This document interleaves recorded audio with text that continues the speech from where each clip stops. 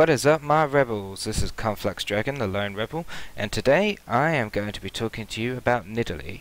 She's getting a rework, which is awesome, but at the same time I'm kind of iffy about it. I don't know, sort of, is it going to be better, is it going to be worse, but hell, here's hoping, right?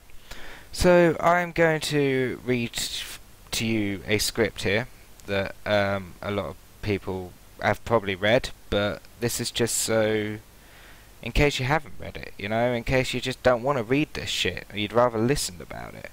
So that's what I'm doing. So let's get started. The Huntress is a pretty polarizing figure, and we've slated her for an upcoming gameplay update, focused on evening out her most abrasive elements, while opening up a fresh gameplay pattern centered on a new hunt mechanic. So this hunt mechanic, it could be good. I'm liking the sounds of it, to be honest. Nidalee's current ability to project the bulk of her damage and potentially massive damage at that from extreme range with hardly any threat of retaliation is something we want to significantly tone down. Doing so will allow us to add some more interesting power in the form of hunt, a mechanic that creates interesting decision points by increasing Nidalee's overall strength against hunted targets, especially in Cougar form. Updates to some of the Cougar form's abilities that contextualize their effects based on target and facing will further help Cougar form mature into a more interesting and co-equal component of Nidalee's engagements. So, what we can take away from this is that hunt is going to be, I suppose, more like focused onto a particular target. So let's say maybe this might make her viable for jungle, who knows, but it seems pretty interesting. I like the whole idea of you have a set target and you're creeping up on them, and then any minute you can just pounce on them and just take them out with just severe force. I don't particularly like the way that they're probably maybe gonna nerf the range of a spear, but it could work if they, do better with the Cougar form, I guess, if that's what they're going for.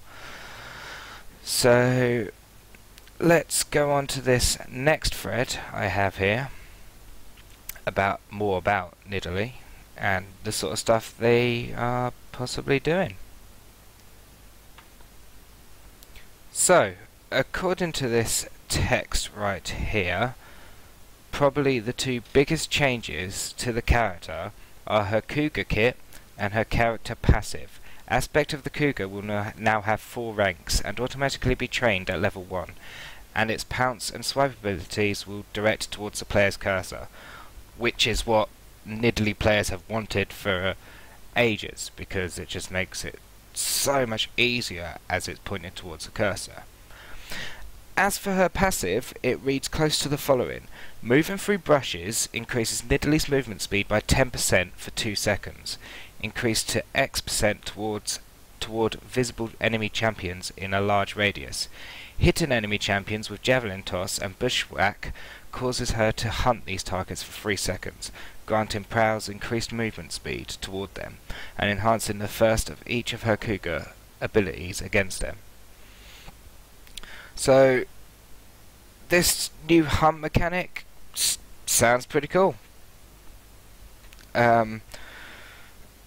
It's going to be kind of hard to come to grips with the fact that she's not going to be moving faster anymore through, brushes, like, naturally. But they've actually come up with a reason as to why that is. Nidalee's current pattern of nuking from very long range and being uncatchable is problematic for the game. It creates scenarios where there is no reasonable strategy that can be used to beat her, and it edges out most of the interactive gameplay. So, it's a fair enough reason, might be kind of bullshit, really. I think just too many players have complained about how OP she is. Hey ho, I'm not complaining, she's getting new shit, updated shit, it's awesome. So, one of the questions I have here is, how big is X%? Riot responds, this is a balanced decision that will continue to be sorted out up to her release, but we want there to be a very meaningful difference between pursuing and fleeing as Nidalee. How large is a large radius actually going to be in the game? Since this is another variable, that is still open to balance tuning. We're not settled on a final value, but we'd like to give her interesting ways to approach fights. So what I can take away from that is she'll probably be able to stay in fights longer, which is awesome. And most interestingly, how are her cougar abilities enhanced? Takedown. Using takedown on a hunted target causes it to deal increased damage to the target.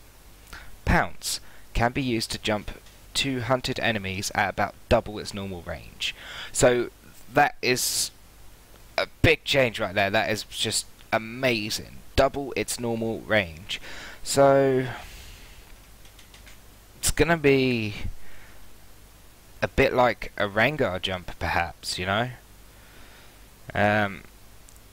Swipe. Using swipe on a hunted target resets Pounce's cooldown to a set value if it is currently above that value. Sounds pretty cool. Aspect of the cougar. As a cougar, Nidalee gains vision of all hunted enemies. So this seems to me like it could be a Warwick type of deal going on there, which is pretty cool. In addition to these changes, there are numbers changes across the kit. Significant examples include, but may not be limited to, Javelin Toss. Base damage and ability power ratio reduced. Okay, everyone knows that the Javelin Toss needed a reduce in that. Cooldown scales down with rank in aspect of the cougar. So what we could take away from that is they're probably going to raise the cooldown of the Javelin Toss, which makes sense. You know, her throwing it every 5 seconds is a bit crazy, I guess. But, you know, maybe it will reach to that eventually.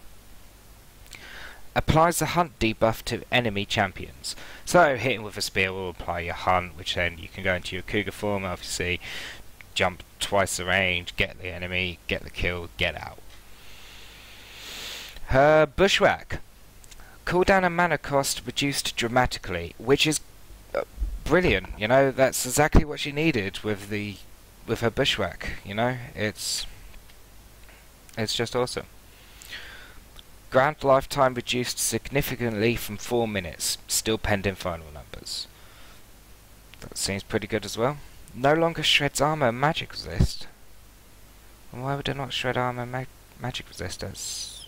Okay, fair enough.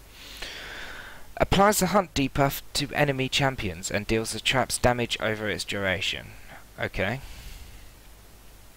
Now only affects one target per trap. Vision duration reduced. So what? They're gonna stop the vision, or reduce the vision, should I say, from planting a brush? It wasn't that wide to begin with, but okay, sure, we can go with that. Primal Surge. Base healing and ability power ratio adjusted. I'm not quite sure whether that, you know, that could be buffed, that could be nerfed. It just says adjusted. Aspect of the cougar now has 4 ranks and is trained with a point at level 1, which, you know, is basic shapeshifter champion. No longer passively grants 20 movement speed, which we knew that from reading earlier, but, you know, I'm a bit disheartened about that. I liked her extra movement speed. Cooldown scales with rank, okay. Cougar ability base damages and scalings adjusted across the board. Fair enough, can't argue with that. Takedown. Now fully deals magic damage and has an ability power ratio in addition to its attack damage ratio and missing health scaling. Deals increased damage to hunted targets. The more I'm hearing about this hunted targets and this hunt passive, it just sounds better and better. Pounce now targets towards the player's cursor. That's what we want. That's what Nidalee players want.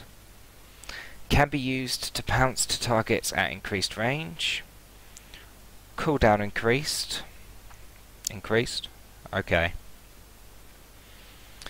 Killing a unit resets Pounce's cooldown to a set value if it is currently above that value. Swipe now targets towards the player's cursor. Swiping a hunted target resets Pounce's cooldown to a set value if it is currently above that value. And here we have a follow-up about ruining AD/Bruiser Nidalee. A lot of people seem to be concerned about AD or Bruiser Nidalee no longer being possible. I think it's because of takedown dealing magic damage and having an ability power ratio. I should mention that the ability power ratio is in addition to the current base plus total AD damage paradigm. If the concern is just about dealing full magic damage and that will ruin her in top lane, then that's something I'll want to give consideration to.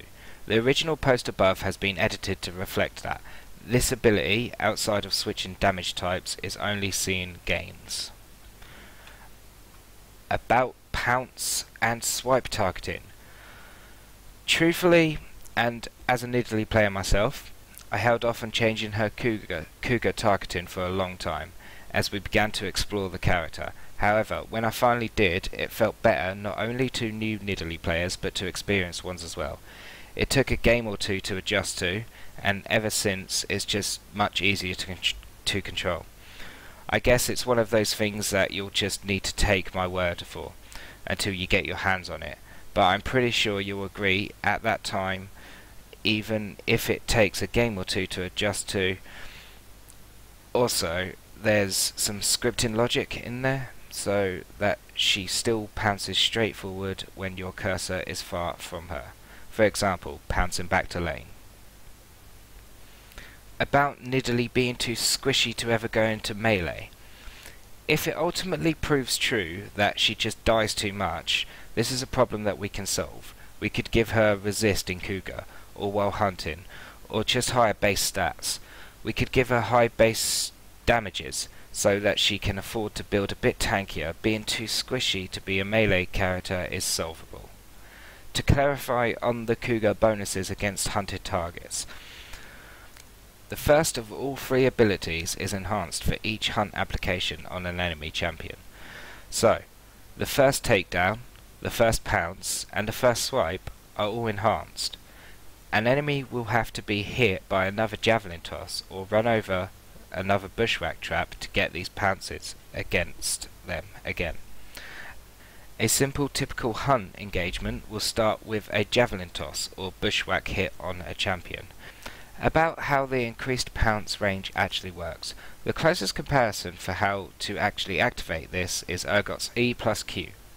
When Nidalee hunts an enemy, she is given some UI elements, like Yasuo when Q3 is ready, to let her know the range of her increased pounce.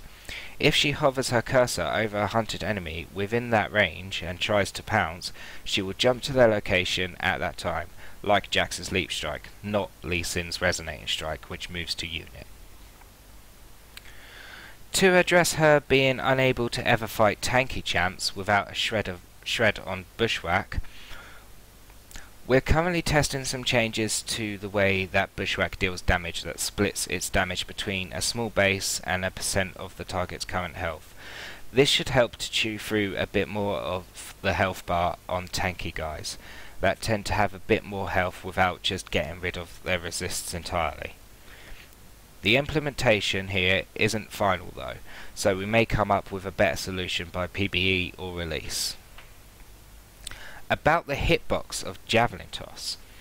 We're looking at ways to make Javelin Toss as representative of the particle effect as possible. There are currently a few technical limitations to doing so that Javelin Toss shares with most other missiles in the game. But there's also one small but important thing we're testing right now to make it feel more fair. On live, javelin toss actually visually gains some height as it travels.